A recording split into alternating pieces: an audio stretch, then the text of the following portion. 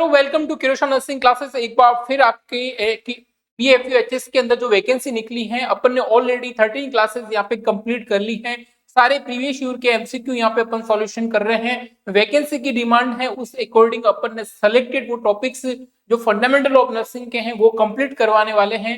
अपन ने एमएसएन के बहुत सारे एमसीक्यू कर लिए हैं, पीडियाट्रिक के एमसीक्यू किए हैं। हर एक वो एमसीक्यू जिसके अपन कंप्लीट जो फोर्थ ऑप्शन है विद रेशनल यहाँ पे कंप्लीट करवा रहे हैं। तो किरुषा एकेडमी के इस ऑनलाइन सेशन में आपका हार्दिक स्वागत। मैं प्रबोध चौहान एक बार से फिर आपके सामने ऑनलाइन बहुत ही खास वो सिलेक्टेड टॉपिक्स जो एग्जाम की दृष्टि से बहुत ही ज्यादा रहने वाले हैं खास, उनको अपन विद रेशनल यहाँ पे सॉल्यूशन करवाने जा रहे हैं। तो जल्दी से इस क्लास को लाइक कीजिएगा, शेयर कीजिएगा, सब्सक्राइब कीजिएगा। एग्जाम बहुत जल्दी होने वाला है और एक एग्जाम आपका ऑलरेडी हो चुका है। देन नेक्स्ट आपका 12 अप्रैल कल 11 को आपका बेसिकली नॉर्थ सेट का एग्जाम जो बहुत बड़ा एम्स का जो लेवल का सबसे बड़ा एग्जाम है वो होने जा रहा है। तो सबकी तैयारी बहुत अच्छे से हो गई होगी। तो best of luck all of you dear. Exam अगर नेक्स्ट मैं बात करने वाला हूं बीएफयूएचएस का बाबा फरीदाबाद यूनिवर्सिटी के अंदर 12 अप्रैल को जो एग्जाम होने वाला है, 19 अप्रैल को एग्जाम होने वाला है, उसकी प्रिपरेशन आपकी बहुत अच्छे से हो चुकी होगी। तो आई होप आपके प्रीवियस ईयर के जो पेपर हैं उनके ऊपर आपने अच्छे से एनालिसिस करके, क्योंकि किसी भी अगर मैं बात करूं एग्जाम को जब अपन क्वालिफाई करने की जो बेसिकली रहती है उसकी डिमांड जो रहती है उसके लिए पीवाईक्यू का बहुत ही ज्यादा रोल रहता है, जिसके कारण अपन नेक्स्ट एग्जाम को अपने को कम से कम पता तो होना चाहिए कि एग्जाम की डिमांड क्या है, किस तरह से एमसीक्यू देखने को मिलता है। जैसे कि अपन ने प्रीवियस ईयर के एमसीक्यू के उनके अंदर जो साइकेट्री का मेन पोर्शन अपने को देखने को मिला है, उसके अंदर में जैसे पैरानॉइड पर्सनालिटी का जो एमसीक्यू है वो 7-8 बार वो एमसीक्यू कंटिन्यू आपसे पूछा गया है। तो इस तरह से अपन वो सिलेक्टेड सारे जो एमसीक्यू हैं वो यहाँ पे करवाने वाले हैं। तो जल्दी से इस क्लास को शेयर कीजिएगा, लाइक कीजिएगा, सब्सक्राइब कीजिएगा। द फर्स्ट एमसीक्यू आपकी स्लाइड के ऊपर है। What asking about this MCQ, which complication of IV fluid infusion can cause pulmonary oedema heart failure. ठीक है, पल्मोनरी एडिमा यानी इनफिल्ट्रेशन। इनफिल्ट्रेशन का मींस क्या होता है, आईवी के दौरान बेसिकली जो फ्लूइड लीकेज हो रहा है उनके अंदर आईवी कॉम्प्लिकेशन बेसिकली देखने को मिलता है। ठीक है ना, इनफिल्ट्रेशन यानी फ्लूइड का बेसिकली यहाँ पे लीकेज हो रहा है। ठीक है ना, फ्लूइड का क्या हो रहा है, लीकेज हो रहा है। और ये बेसिकली किसके अंदर देखने को मिलता है, पेशेंट जो आईवी, अगर मैं बात करूं तो कभी कभी आईवी को अपन चेंज करना होता है 72 आवर्स के अंदर अंदर, लेकिन नहीं करते हैं। इसकी वजह से कई बार कॉम्प्लिकेशन देखने को मिलता है। ठीक है, तो यहाँ पे कूल लाइक स्किन यहाँ पे देखने को मिलेगा। इसका मेन सिम्टम क्या देखने को मिलता है, कूल लाइक। ठीक है ना, और इसी की तरफ फ्लेबाइटिस होता है तो वहां पे वार्मनेस देखने को मिलती है, नॉट फॉर ए कूलनेस। इन दोनों के बीच में बेसिकली ये डिफरेंस देखने को मिलता है। रेडनेस हो सकती है, स्वेलिंग हो सकता है। और इनफिल्ट्रेशन के अंदर अपन बात हो चुका है, इसका मतलब ये मेन कॉम्प्लिकेशन नहीं है। बी ऑप्शन की अगर मैं बात करूं, सर्कुलेटरी ओवरलोड। ठीक है ना, सर्कुलेटरी ओवरलोड बेसिकली वापस वीनस रिटर्न करके आपके कार्डियक सिस्टम के अंदर पल्मोनरी एडिमा करेगा, मेन कोज करेगा। और सर्कुलेटरी ओवरलोड का मतलब ये होगा कि फ्लूइड का जो बेसिकली होना चाहिए एक्यूमुलेशन वो बहुत ज्यादा होगा। तो सीधी सी बात है, हार्ट बेसिकली प्रॉपर क्या नहीं करेगा, वापस वीनस रिटर्न करेगा, जिसके कारण आपका पल्मोनरी एडिमा देखने को मिलेगा और हार्ट फेलियर। ठीक है ना, हार्ट फेलियर उसके बेसिक से मेन सिम्टम यहाँ पे सर्कुलेटरी ओवरलोड यहाँ पे रहने वाला है। सी ऑप्शन की तरफ में जाऊं, इन्फेक्शन। तो इन्फेक्शन बेसिकली यहाँ पे इससे अपने को नहीं पता चलेगा कि पल्मोनरी एडिमा है या फिर हार्ट फेलियर। ठीक है, this is not a confirmatory sign, या फिर ऐसा इससे अपन इंडिकेट नहीं कर सकते हैं प्रॉपर्ली कि पल्मोनरी एडिमा है या फिर heart failure. The finally is the option is pyrogenic reaction, not for an for the cause of pulmonary oedema and heart failure. तो इसका बेसिक सा जो अपने को डायरेक्टली पता चल जाता है कि जो पल्मोनरी एम्बोलिज्म की भी कंडीशन अपन देखते हैं कि जब डीप वेन थ्रोम्बोसिस है वो बेसिकली क्या करता है, मूव करके आपके पल्मोनरी सर्कुलेशन के अंदर क्लॉट बना देता है और वहां पे एम्बोलिज्म के कारण अगेन लाइफ थ्रेटनिंग कंडीशन देखने को मिलती है, हार्ट फेलियर। तो बी ऑप्शन क्या चला जाएगा, यहाँ पे राइट आंसर चला जाएगा। ठीक है ना, circulatory overload. The next MCQ, the treatment of ingestion of poison is। ठीक है, इन्होंने क्या पूछा गया है, सेकेंड MCQ बहुत बार पूछा जाता है। तो अपने से पूछा जा रहा है कि ट्रीटमेंट क्या रहने वाला है। एक पेशेंट ने बेसिकली क्या कर लिया है, पॉइजन इंटेक कर लिया, ठीक है ना, पॉइजन इंटेक किया है। अब अपने को पूछना है कि बेस्ट इफेक्टिव ट्रीटमेंट क्या रहेगा। इंड्यूस वॉमिटिंग, क्या वॉमिटिंग करवाना ही सफिशिएंट रहेगा, या फिर फोर्सफुल डायरिया करवाएंगे, या फिर लीकेज सॉरी गैस्ट्रिक लवाज कराएंगे, या फिर seek information to the identified drug. देखिए अपन दो चीजें बहुत अच्छे से पढ़ते हैं, एक होता है गैस्ट्रिक गवाज एंड दूसरा है गैस्ट्रिक लवाज। दोनों में कंफ्यूजन नहीं होना है। गैस्ट्रिक गवाज, ठीक है ना, गवाज का मतलब ये होगा कि गिव यानी देना। अपन क्या करते हैं, फीडिंग, खाना जब भी देते हैं फीडिंग के through, this is called gastric gavage. And stomach irrigation या फिर वॉशिंग, ठीक है ना, अपने पेट को सॉरी इंटेस्टाइन स्टोमक को कंप्लीटली अपन क्या करते हैं, इरिगेशन करते हैं, ठीक है, उसको अपन बेसिकली जो इस प्रोसेस को बोलते हैं उसको दैट इज कॉल्ड गैस्ट्रिक लवाज। ये बेस्ट इफेक्ट किसमें रहता है, आपके पॉइजन के पेशेंट के अंदर, या फिर कई बार देखते हैं कि छोटे बच्चे बेसिकली क्या कर देते हैं, जो अपने पॉइजनस जो सब्सटेंस हैं या फिर ऐसा कंटामिनेटेड कुछ है फूड वो खा लिया है, तो इसके लिए अपन क्या करते हैं, उस पूरे कंटेंट को बाहर निकालना है, ठीक है। तो इसके लिए गैस्ट्रिक लवाज बहुत ही हेल्पफुल रहता है और उस पॉइजनस की जो सीरियसनेस है उसको कम करता है, ठीक है ना। क्योंकि जितना जल्दी हो सके अपने को गैस्ट्रिक लवाज करके उस जो बेसिकली या फिर पॉइजन का जो फूड पार्टिकल है उसको क्या करना पड़ता है, अपन को इरिगेट करके आउटसाइड ऑफ द बॉडी, ठीक है ना, बॉडी से बाहर निकालना है और पेशेंट को सेफ्टी दे सकते हैं। तो ये बेसिकली क्या रहता है, आपका गैस्ट्रिक लवाज क्या रहेगा, राइट आंसर रहेगा। एक होता है गैस्ट्रिक गवाज, ठीक है ना, एक क्या होता है डियर, गैस्ट्रिक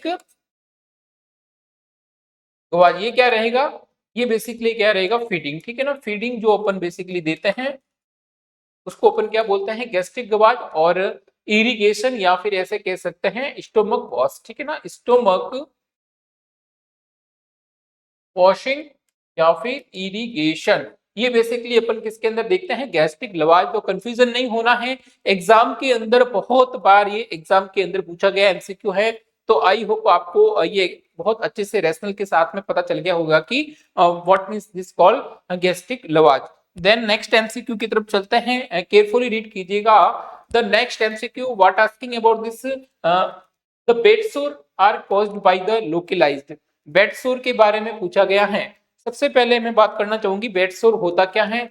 बेड सोर अपन ने ऑलरेडी भी ये पिछली जो क्लास है उसके अंदर अच्छे से समझा है, तो ज्यादा बात नहीं करके सिलेक्टेड मैं बात बताना चाहूंगा। बेड सोर को प्रेशर अल्सर भी बोलते हैं, डेक्यूबाइटिस अल्सर भी बोलते हैं और प्रेशर अल्सर, ठीक है ना। तो अगर मैं बात करूंगा कि डेक्यूबाइटिस अल्सर या फिर प्रेशर अल्सर या फिर बेड सोर है, ये बेसिकली कारण जो इसका मेन कोज रहता है वो क्या रहता है, प्रेशर, ठीक है ना। प्रेशर कैसे, प्रेशर यानी ऐसा पेशेंट जो बहुत ही लॉन्ग टाइम से क्या है, बेड रिडन पे पेशेंट है, आईसीयू के अंदर देख सकते हैं और अगर वार्ड के अंदर भी देख सकते हैं, ऐसे पेशेंट जो एक ही कंटिन्यू एक ही पोजीशन के दौरान काफी लंबे 24 घंटे तक कंटिन्यू एक ही पोजीशन के अंदर रहते हैं। ऐसे में उनके बैक साइड या फिर सबसे बोनी प्रोमिनेंट एरिया, ठीक है ना, जो बोनी प्रोमिनेंट एरिया है कौन सा होता है, most common bony prominent area, this is called sacrum. Sacrum या फिर अपने एल्बो कह सकते हैं। ये सारे के सारे क्या होते हैं, बाहर से उभरे हुए, तो डायरेक्टली इनके ऊपर सबसे ज्यादा प्रेशर लगता है और बेड सोर होने के चांसेस भी सबसे ज्यादा इनको देखने को मिलता है, ठीक है ना। तो यहाँ पे मेन कॉज जो होता है वो क्या रहता है, लॉन्ग टाइम प्रेशर रहेगा, ठीक है ना। प्रेशर रहेगा तो वहां का ब्लड सर्कुलेशन प्रॉपर नहीं होगा और वहां पे टिश्यू नेक्रोसिस देखने को मिलेगा, इश्चीमिया देखने को मिलता है। और इस वजह से बेसिकली वहां पे जो वुंड है वो बढ़ता जाएगा। लेकिन इसका बेस्ट इफेक्टिव ट्रीटमेंट क्या रहने वाला है, बेस्ट इफेक्टिव ट्रीटमेंट रहेगा change the position every 2 hour या फिर 1 आवर, क्या करेंगे अपन, पेशेंट की पोजीशन को चेंज करवाना है, ठीक है। उस प्रेशर को अपने को क्या करना है, रिलीज करना है। प्रेशर को रिलीज कैसे होगा, जब अपन क्या करेंगे, उसको कंटिन्यूस पोजीशन चेंज करेंगे। इसके अंदर क्या होती है, सीवियरिटी, जैसे फर्स्ट स्टेज के अंदर मैं अगर बोलूं तो ओनली फॉर स्किन इंटेक्ट रहती है, रेडनेस हो सकता है, स्वेलिंग हो सकता है, पेन हो भी सकता है, नहीं भी।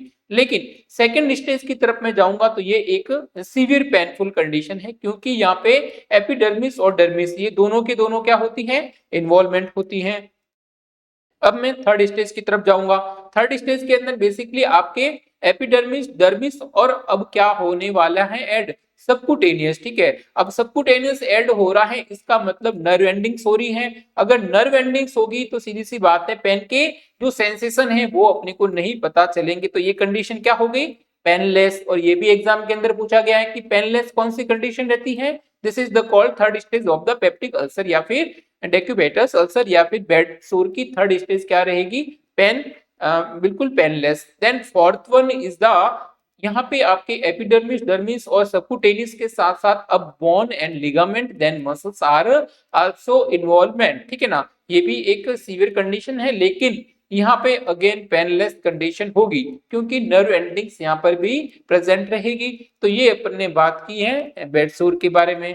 अब अपने से क्या पूछ रहा है, कॉज्ड क्या रहता है, तो ये मैंने बता दिया है कि एक्सेसिव प्रेशर लगने के कारण वहां पे ब्लड सप्लाई नहीं होगी, ब्लड सप्लाई नहीं होगी तो टिश्यू नेक्रोसिस होंगे, और टिश्यू नेक्रोसिस की घटना को अपन क्या बोलते हैं, इस्चीमिया। तो डी ऑप्शन क्या चला जाएगा, यहाँ पे राइट आंसर चला जाएगा। I hope this MCQ will be clear, ठीक है ना। तो यहाँ पे अपने को ट्रीटमेंट का पूछे तो क्या करोगे, पोजीशन को चेंज करना है, ठीक है ना। पोजीशन को क्या करना है, आपको चेंज करना है एवरी 2 आवर, एवरी 2 आवर। और मोस्ट कॉमन साइट का अगर पूछे तो कौन सी बताओगे आप, मोस्ट कॉमन साइट का अगर एग्जाम के अंदर पूछे तो आपको क्या बताना है, बोनी प्रोमिनेंट एरिया, बोनी प्रोमिनेंट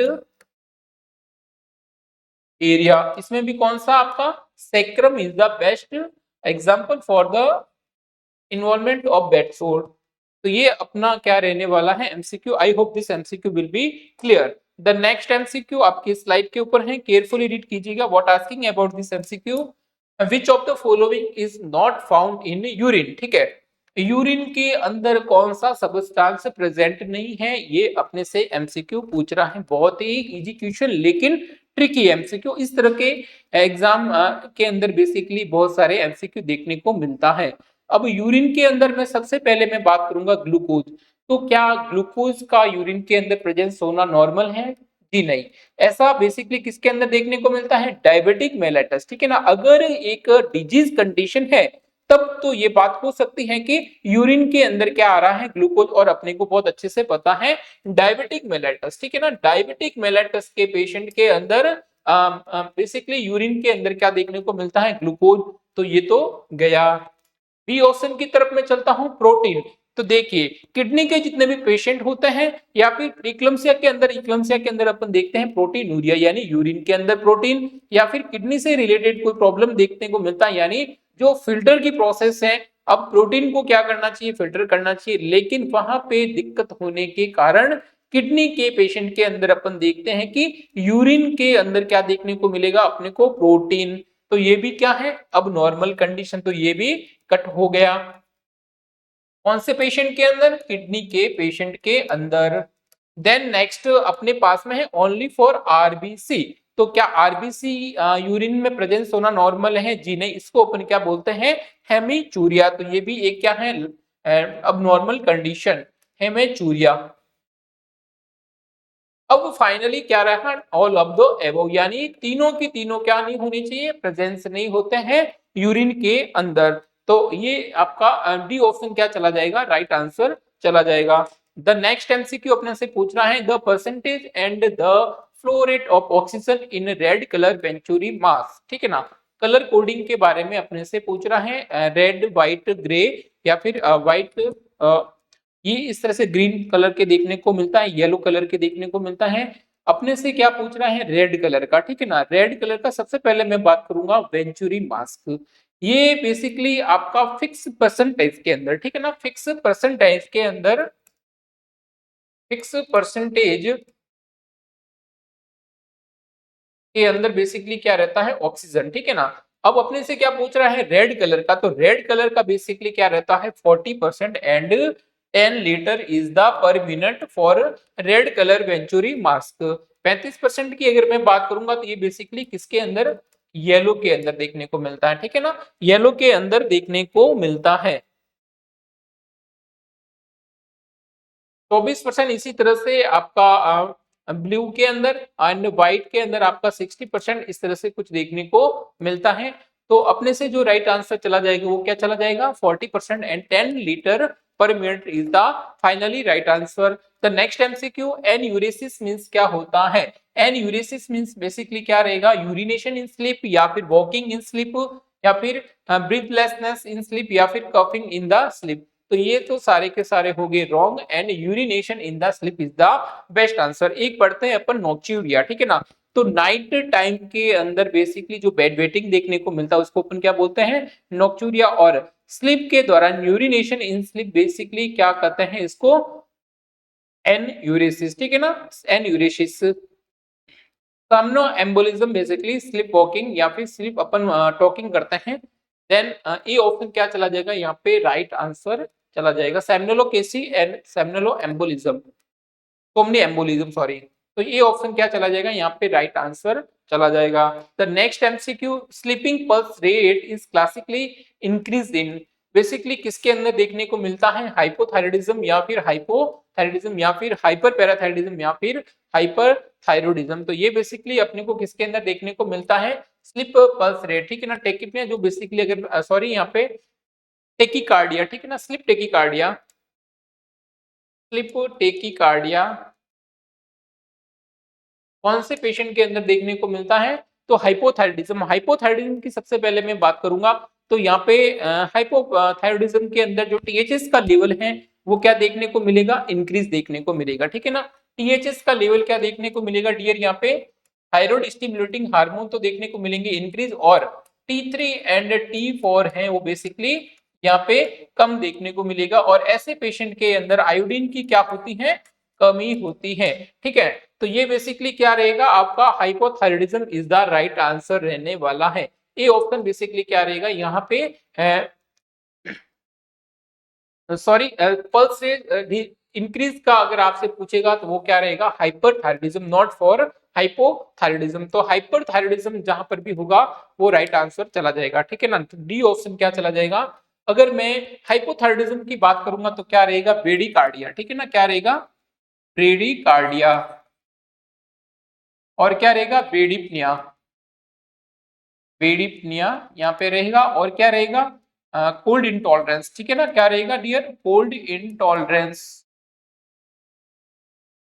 इसी तरह हाइपरथायराइडिज्म बेसिकली क्या रहेगा यहाँ पे, हाइपरथायराइडिज्म बेसिकली यहाँ पे आपका क्या रहेगा, टेकिपनिया, टेकिपनिया। और क्या रहेगा इसके साथ में, हीट इंटॉलरेंस, हीट इंटॉलरेंस देखने को मिलेगा। इसके साथ में क्या देखने को मिलेगा आपका, this is called tachycardia.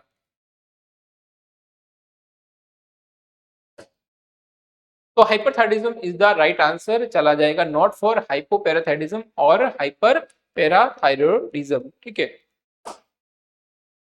Platelets counts is decrease markedly, give me this answer कीजिएगा कि सबसे पहले अपन बात करने वाले हैं कि प्लेटलेट्स, ठीक है ना। प्लेटलेट्स बेसिकली रेस्पॉन्सिबल रहती हैं क्लोटिंग फैक्टर को स्टिमुलेट करने के कारण, ठीक है ना। वुंड हीलिंग की प्रोसेस के अंदर अपन देखते हैं कि जो हीमोस्टेसिस की मैकेनिज्म होती है उसके अंदर बेसिकली क्या होता है कि जैसे ही इंजरी हुई, ब्लीडिंग हो रही है, तो विद इन सेकेंड वहां पे क्या होते हैं, ब्लड प्लेटलेट्स के फॉर्मेशन होता है, और वो बेसिकली क्या करता है, क्लोटिंग फैक्टर को स्टिमुलेट करता है और इमीडिएटली ब्लीडिंग को स्टॉप करने का काम करता है, ठीक है।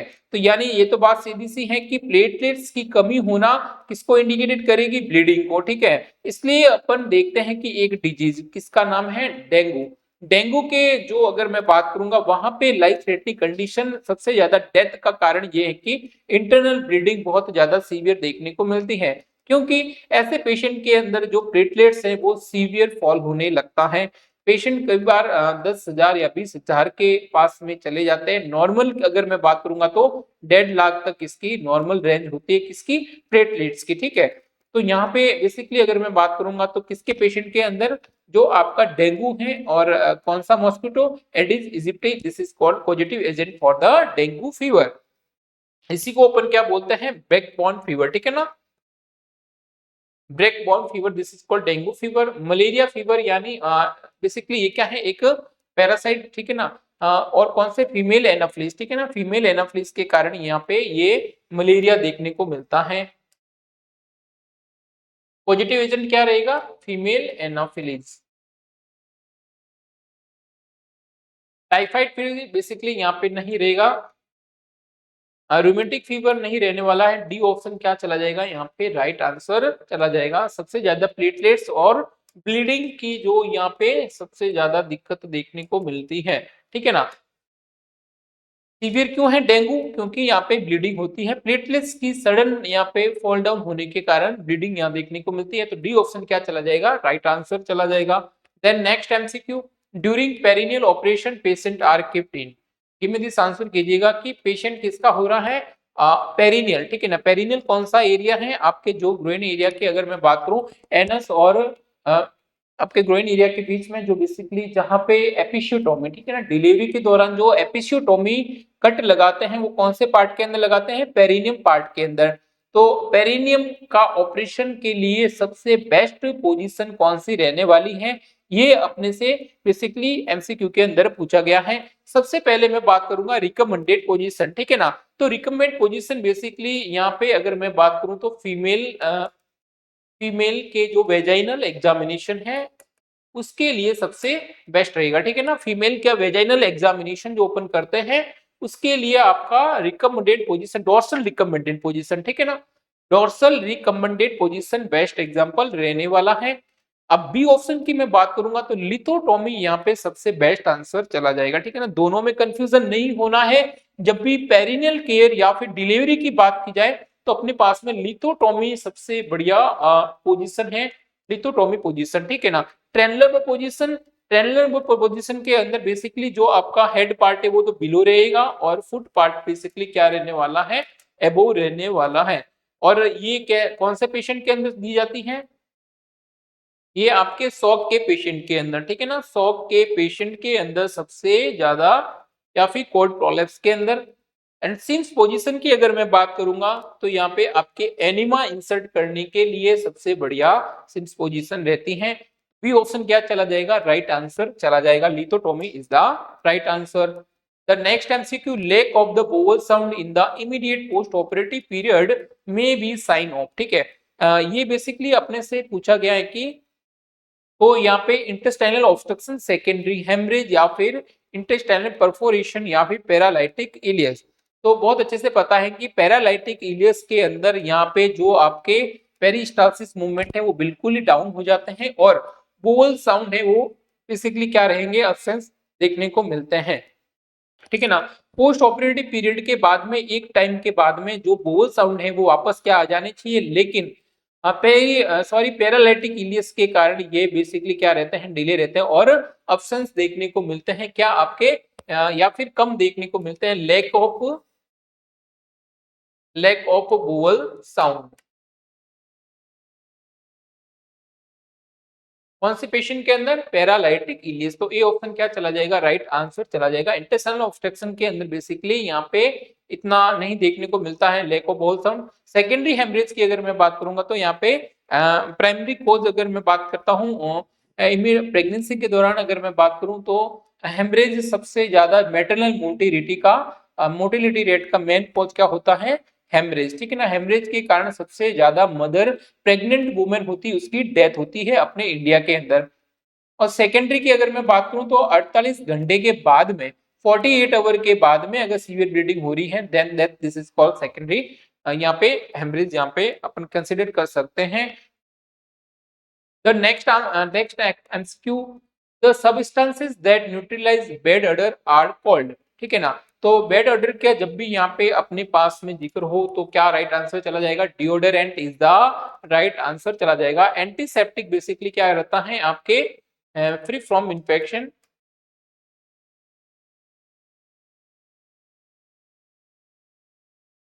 इन्फेक्शन से अपने को स्टेराइल टेक्निक है एंटीसेप्टिक, यहाँ पे कोई भी इंजेक्शन लगाते हैं, यहाँ पे कोई प्रोसीजर या फिर ड्रेसिंग करते हैं उसके अंदर बेसिकली एंटीसेप्टिक ड्रेसिंग के लिए सबसे बेस्ट आंसर चला जाएगा। ड्रेसिंग के लिए डिटर्जेंट बेसिकली यहाँ पे क्या रहता है, एजेंट जो जर्मिसाइड बेसिकली क्या कहते हैं, जर्म को बेसिकली किल करता है, ठीक है ना, जर्म को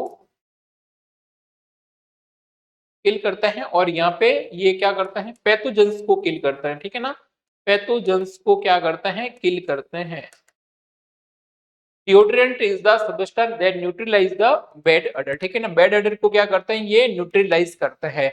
आपकी जो अगर मैं बात करूं कि स्मेल, जो फॉल स्मेल आ रही है, उसको बेसिकली ये क्या करने का काम करते हैं, न्यूट्रलाइज करने का काम करते हैं। तो deodorant is the right answer. ये ऑप्शन क्या चला जाएगा यहाँ पे, राइट आंसर चला जाएगा। इसके साथ में डिसइंफेक्शन और डिसइंफेक्टेंट, ठीक है ना, ये दोनों भी अलग हैं। डिसइंफेक्शन एक प्रोसेस है जिसको अपन क्या करते हैं, फ्री फ्रॉम इन्फेक्शन, ठीक है ना। इन्फेक्शन स्टेराइल टेक्निक का जो मेथड है डिसइंफेक्शन, और वो एजेंट जो अपन यूज में करते हैं, दिस इज कॉल्ड, जो पॉजिटिव सॉरी जो एजेंट है उसको अपन क्या बोलते हैं, डिसइंफेक्टेंट। दोनों में अंतर है। उसके बाद में पढ़ते हैं स्टेरिलाइजेशन, ठीक है ना। तो कंप्लीट विथ आपकी जो पोर्स है वहां से अपन डिस्ट्रक्शन करते हैं, complete free from infection, this is called sterilisation method. और जितने भी हॉस्पिटल के अंदर इंस्ट्रूमेंट हैं या फिर अपन कोई भी इंस्ट्रूमेंट है या फिर प्रोसीजर के दौरान जो मेथड यूज में लेते हैं, जितने भी बेड मैट्रेस हैं या फिर इंस्ट्रूमेंट है, वो ग्लासवेयर हो सकते हैं या फिर वो सारे के सारे अपन क्या करते हैं स्टेरिलाइजेशन के अंदर। और स्टेरिलाइजेशन के अंदर भी कौन सा सबसे बेस्ट इफेक्टिव रहता है, autoclave is the best answer यहाँ पे अपन मानेंगे। The next MCQ, which of the following is an isotonic solution. तो मैनिटोल यहाँ पे नहीं रहने वाला है। मैनिटोल बेसिकली आपका डायरेटिक्स है, जो किसके अंदर यूज करते हैं अपन, इंक्रीज आईसीपी के अंदर सबसे बेस्ट आंसर रहेगा, ठीक है ना। Not for a half normal saline यहाँ पे नहीं होगा, not for one third is the ringer lactated या फिर आरएल जो एनएस है, वो आपके क्या चले जाएंगे, आइसोटोनिक यहाँ पे सॉल्यूशन की बात की जा रही है। तो आइसोटोनिक सॉल्यूशन के अंदर सबसे बेस्ट एग्जांपल क्या रहने वाला है, रिंगल लैक्टेड या फिर नॉर्मल सलाइन यहाँ पे राइट आंसर चले जाएंगे। देखिए अपन ने ऑलरेडी इतनी क्लासेस ली, उसके अंदर भी 5-6 बार ये एमसीक्यू आ चुका है। इसका मतलब आपको इलेक्ट्रोलाइट्स के रिलेटेड भी अच्छे से पढ़ के जाना है, एग्जाम के अंदर ये भी पूछा जाएगा, ठीक है। The next MCQ, immediate treatment of dog bite. Dog bite का इमीडिएट, ठीक है ना। डॉग बाइट के अंदर इमीडिएट जो आपका बेसिकली जो रहने वाला है, अपने को क्या करना है, 10 मिनट तक अपने को कंटिन्यूस या फिर 20 मिनट तक अपने को कंटिन्यू क्या करना है, उसके ऊपर जो आपका टैप वाटर, नल का वाटर है, उसको विथ साबुन से बहुत अच्छे से क्लीन करना है, ठीक है ना। किसके साथ में, wash the wound area with shop, ठीक है ना। साबुन के साथ में उस वुंड एरिया को अच्छे से क्या करना है, वॉश करना है। ये बेसिकली क्या रहेगा, आपका इमीडिएट ट्रीटमेंट रहने वाला है। तो suturing is not a perfect answer. Antiseptic basically अपन कर सकते हैं, लेकिन और सेंड द हॉस्पिटल, इसके बाद में अपन क्या करेंगे, सेंड द हॉस्पिटल, ठीक है ना। तो सबसे पहले इमीडिएट अपने से पूछा गया है। हमेशा जब भी एमसीक्यू को पढ़े, अच्छे से 2 बार पढ़ के पढ़ें, तभी उसका आंसर करें। क्योंकि एमसीक्यू देखिए इमीडिएट करते ही आंसर चेंज हो जाता है, ठीक है। तो यहाँ पे क्या चला जाएगा, wash the wound with soap and water. Then आप क्या कर सकते हैं, उसको हॉस्पिटलाइज करें, क्योंकि वैक्सीन लगाना है, ठीक है ना। फॉर वैक्सीन अभी आपको लगाने चाहिए। ये बेसिकली यहाँ पे फंडा रहता है किसका, डॉग बाइट। और डॉग बाइट बेसिकली रेबीज रोग से सबसे ज्यादा क्या रहता है, और ये एक लाइफ थ्रेटनिंग कंडीशन है। अगर प्रॉपर वैक्सीनेशन नहीं हुआ है तो उसके कारण जो आपको हाइड्रोफोबिया जैसी बीमारी भी हो सकती है, fear from the water. And rabies के पेशेंट की एंड डेथ बहुत सीवियर, बहुत ही भयानक तरीके से होती है। इसलिए कभी भी डॉग बाइट में लापरवाही नहीं करनी है। आपको सबसे पहले उस वुंड को क्लीन करना है, देन मस्ट एंड मस्ट है कि हॉस्पिटल में जाके आपको वैक्सीन लगाना ही है, ठीक है ना। हर हॉस्पिटल के अंदर आपको free of cost dog bite के या फिर कोई भी एनिमल बाइट के टीके वहां पे रेबीज के लगेंगे, ठीक है ना। वो आपको लगवाना है। तो ये बेसिकली यहाँ पे फंडा है। तो डी ऑप्शन क्या चला जाएगा, राइट आंसर चला जाएगा। The next MCQ, what position should the nurse place the head of the bed to obtain the most accurate reading of jugular vein distension? ठीक है, जुगुलर वेन डिस्टेंशन बेसिकली अगर jugular vein की मैं बात करूंगा तो कहाँ पे देखने को मिलती है, नेक के अंदर, ठीक है ना। तो यहाँ पे क्या करती है, ब्लड रिटर्न कहाँ से, फ्रॉम आपके ब्रेन से जो वापस ब्लड लाने का काम करते हैं, इसके अंदर जुगुलर वेन, ठीक है ना। अब मैं बात करूंगा और याद रखिएगा क्या, deoxygenated, deoxygenated blood, deoxygenated blood. अब बात पूछा जा रहा है कि कौन सी पोजीशन, तो अपने लिए सबसे बेस्ट पोजीशन रहेगी सेमी फाउलर, ठीक है ना, सेमी फाउलर। अब सेमी फाउलर क्यों, क्योंकि इजीली विजिबल हो सके, ठीक है ना,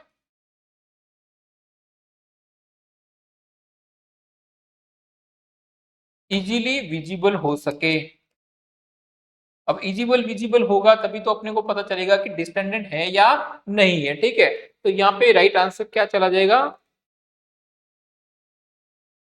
राइट आंसर क्या चला जाएगा dear, raise for the 30 degree is the right answer, not for 10 degree. High Fowler की नीड नहीं रहने वाली है एंड सुपाइन पोजीशन नहीं रहेगा, ठीक है।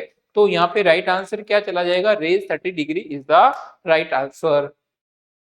The next MCQ, a client who just had a kidney transplantation is transferred from the post anesthesia care unit to the ICU. The nurse in the ICU should monitor the urinary output every, ठीक है। तो ऐसे patient के अंदर अपने को हर our, ठीक है ना, हर आवरली अपने को क्या करना है, अपने को यूरिन आउटपुट चेक करना है, ठीक है ना। अब ये क्यों, क्योंकि देखिए नई यहाँ पे ट्रांसप्लांटेशन हुआ है, इसका मतलब दूसरे ऑर्गन से यहाँ पे अपने पेशेंट के इस ऑर्गन को ट्रांसफर किया है, तो बॉडी बेसिकली उसको एक्सेप्ट कर रही है या नहीं कर रही, यही ग्राफ्ट रिजेक्शन तो नहीं है, ठीक है ना। कॉम्प्लिकेशन क्या रहेगा यहाँ पे, क्यों करेंगे ऐसा, कॉम्प्लिकेशन की अगर मैं बात करूंगा क्या दिक्कत हो सकती है, ग्राफ्ट रिजेक्शन की, ठीक है ना, ग्राफ्ट रिजेक्शन की यहाँ पे सबसे ज्यादा दिक्कत रहती है। तो ठीक है ना, उसको प्रॉपर चेक करने के लिए अपन क्या करेंगे, यूरिन आउटपुट को अपन क्या करेंगे, चेक करना है अपने को एवरी आवरली। तो ये बेसिकली क्या रहेगा आपका राइट आंसर, आवरली अपन क्या कर देंगे, चेक करेंगे। Then next MCQ, which of the following is a not a type of wound, का टाइप कौन सा नहीं रहने वाला है, ठीक है ना। सबसे पहला है कॉन्टिजन, ठीक है ना, कॉन्टिजन बेसिकली क्या रहता है, ब्रूसिंग टाइप, ठीक है ना। जो ब्रूसिंग टाइप इंजुरी बेसिकली यहाँ पे देखने को मिलती है, वो किसके अंदर, कॉन्टिजन। और लेसिरेशन के अंदर भी बेसिकली अपन क्या देखने को मिलता है, इंजुरी देखने को मिलता है, ठीक है ना। पंचर बेसिकली जो शार्प इंस्ट्रूमेंट, ठीक है ना, शार्प इंस्ट्रूमेंट से लेसिरेशन के अंदर अगर मैं बात करूं तो क्या होती है, टीयरिंग, ठीक है ना, टीयरिंग। ऐसी इंजुरी जहां पे टीयर देखने को मिलता है, दिस इज कॉल्ड लेसिरेशन। और पंचर बेसिकली सांप इंसिजन जहां पे भी देखने को मिलता है, सांप वुंड, ठीक है ना, क्या देखने को मिलता है, सांप वुंड, इसको अपन क्या बोलते हैं, puncture, this is type of the wound. लेकिन अल्सर बेसिकली यहाँ पे कोई भी वुंड का कारण नहीं है या फिर टाइप्स नहीं है, ठीक है ना। कई बार देखते हैं माउथ के अंदर अल्सर हो जाते हैं, कई बार देखते हैं पेट के अंदर अल्सर हो जाते हैं, पेप्टिक अल्सर हो जाते हैं, लीवर के अंदर अल्सर हो जाते हैं, इंटेस्टाइन के अंदर, तो वो कोई बेसिकली एक वुंड का टाइप नहीं रहने वाला है। तो बी ऑप्शन क्या चला जाएगा यहाँ पे, राइट आंसर चला जाएगा। Contusion, this is called bruising type injury. Laceration के अंदर बेसिकली टीयरिंग देखने को मिलता है, और यानी पंचर के अंदर अगर मैं पूछूं तो शार्पनेस, ठीक है ना, जो शार्प इंस्ट्रूमेंट से जो बेसिकली जो यहाँ पे अगर मैं ऐसे कहूँ कि कोई नुकीली चीज से अगर घाव हुआ है या फिर वुंड हुआ है, this is called puncture type of the wound. लेकिन ulcer basically not type of the wound, ये भी एमसीक्यू एग्जाम के अंदर पूछा गया है। The finally next MCQ, what is the priority nursing intervention for a patient during the immediate post operative period, ठीक है। अपने से पूछा गया है कि सबसे बड़ी प्रायोरिटी अपन किस पेशेंट को, सॉरी ऐसे पेशेंट को कौन सी देंगे जो क्या है, जस्ट इमीडिएट क्या हुआ है, पोस्ट ऑपरेटिव, जिनका ऑपरेशन हुआ है, ठीक है। तो ऑपरेशन के बाद में जैसे ओटी से बाहर लाते हैं, उससे पहले अपन क्या चेक करते हैं, अपन बेसिकली ये चेक करते हैं कि पेशेंट का क्या है, एयरवे क्लियरेंस है या नहीं है, प्रॉपर यहाँ पे ऑक्सीजन ले रहा है या नहीं रह रहा है। तो ये क्या है, एक लैब थ्रेटनिंग कंडीशन। देन अपन ब्लीडिंग भी चेक करते हैं, ठीक है। तो यहाँ पे जहां पर भी एयरवे दिख रहा है, तो बिल्कुल हेमरेज को भी ऑब्जर्वेशन करना है, लेकिन मेंटेन ए पेशेंट एयरवे को अपन हमेशा क्या दे देंगे, प्रायोरिटी दे देंगे, ठीक है ना। मेंटेन ए पेशेंट एयरवे हमेशा क्या चला जाएगा डियर, अब प्रायोरिटी पे चला जाएगा, तो बी ऑप्शन क्या चला जाएगा यहाँ पे, राइट आंसर चला जाएगा। Then recording intake output not necessary, and बाद में अपन क्या कर सकते हैं, वाइटल साइन चेक कर सकते हैं, लेकिन उससे पहले अपने को मेंटेन द पेशेंट एयरवे, और अगर किसी साइट पे ब्लीडिंग तो नहीं है ये भी अपने को चेक करना है। तो बी ऑप्शन क्या चला जाएगा, राइट आंसर चला जाएगा। Then next MCQ, a fire breaks out in your ward, ठीक है ना, क्या हो गई है, आग लग गई है आपके वार्ड के अंदर जहां पे आपकी ड्यूटी है। What is the first action you will be the take, तो ऐसी कंडीशन के अंदर आपकी फर्स्ट प्रायोरिटी क्या रहेगी, ये अपने से एमसीक्यू पूछ रहा है। तो सबसे पहले मैं बात करना चाहूंगा कि फायर के पेशेंट के अंदर हमेशा याद रखिएगा, फायर के मामले के अंदर अपनी जो first responsibility to patient the rescue, ठीक है ना, रेस्क्यू द पेशेंट, ठीक है ना, पेशेंट को सबसे पहले सेफ जगह पे ले जाना है, और उसके बाद में अपन क्या करेंगे, आग को कम करना है या फिर बंद करना है, वो सारा का सारा, या फिर अलार्म करना है, इसके लिए अपन एक मेथड यूज करते हैं, RACE, ठीक है ना, रेस को हमेशा याद रखिएगा, तब भी आपको आर मतलब रेस्क्यू द पेशेंट, ठीक है ना, रेस्क्यू करना है पेशेंट को, क्या करना है, rescue to patient. Then alarm, ठीक है ना, अब क्या करोगे आप, भाई बताना तो पड़ेगा कि क्या लग गई है, आग लग गई है, तो दूसरों को भी अलर्ट करना पड़ेगा, ठीक है ना। उसके बाद में कंटेन या फिर कन्फाइन कह सकते हैं, ठीक है ना, इसके अंदर बेसिकली अपन क्या करेंगे, लिमिट्स द एयर, ठीक है ना, लिमिट टू द फायर, वो कैसे कर सकते हैं, close the window, close window, यानी आग को बेसिकली अपन क्या कर सकते हैं, आग को बेसिकली अपन विंडो या फिर खिड़कियां उनको बंद करके उस आग को अपन क्या कर सकते हैं, लिमिट कर सकते हैं। Then finally is the extinguish, ठीक है ना, एक्सटिंग्विशर,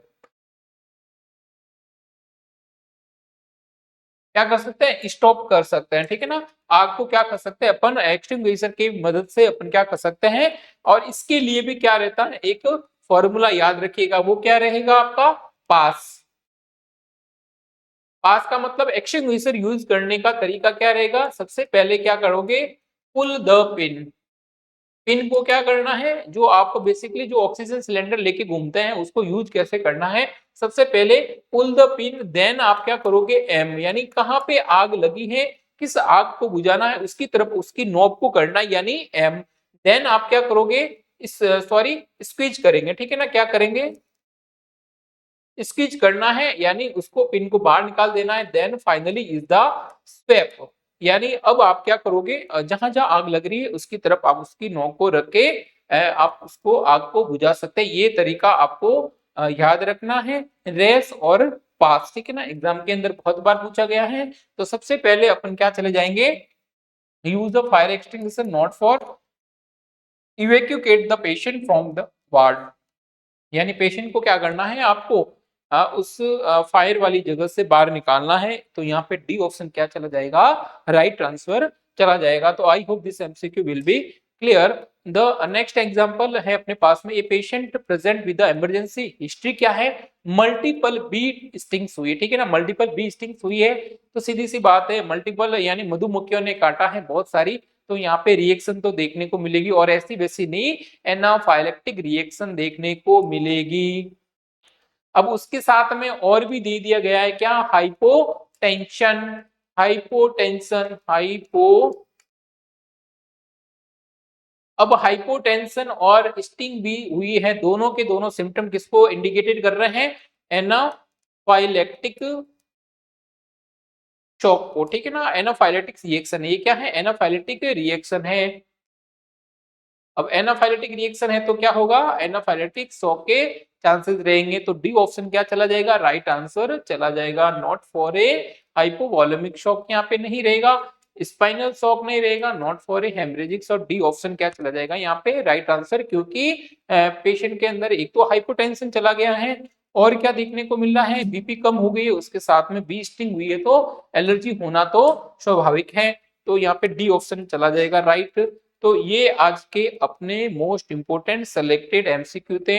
अपने 18 एमसीक्यू किए हैं और वो सारे के सारे प्रीवियस ईयर के अंदर भी आए हुए हैं और आने वाले एग्जाम की दृष्टि से बहुत ज्यादा खास रहने वाले हैं। तो I hope this session very helpful for you. इसी तरह अपनी तैयारी को बूस्टअप कीजिए और कृषा एकेडमी के साथ में अपनी नई जर्नी को स्टार्ट कीजिए और एग्जाम आपका बहुत अच्छे से हो, यही बेस्ट विशेष है। तो thank you for watching this session. फिर मिलेंगे अपन एक धमाकेदार एमसीक्यू सेशन के साथ में। तब तक के लिए स्वस्थ रहिए, मस्त रहिए। Thank you for watching this session.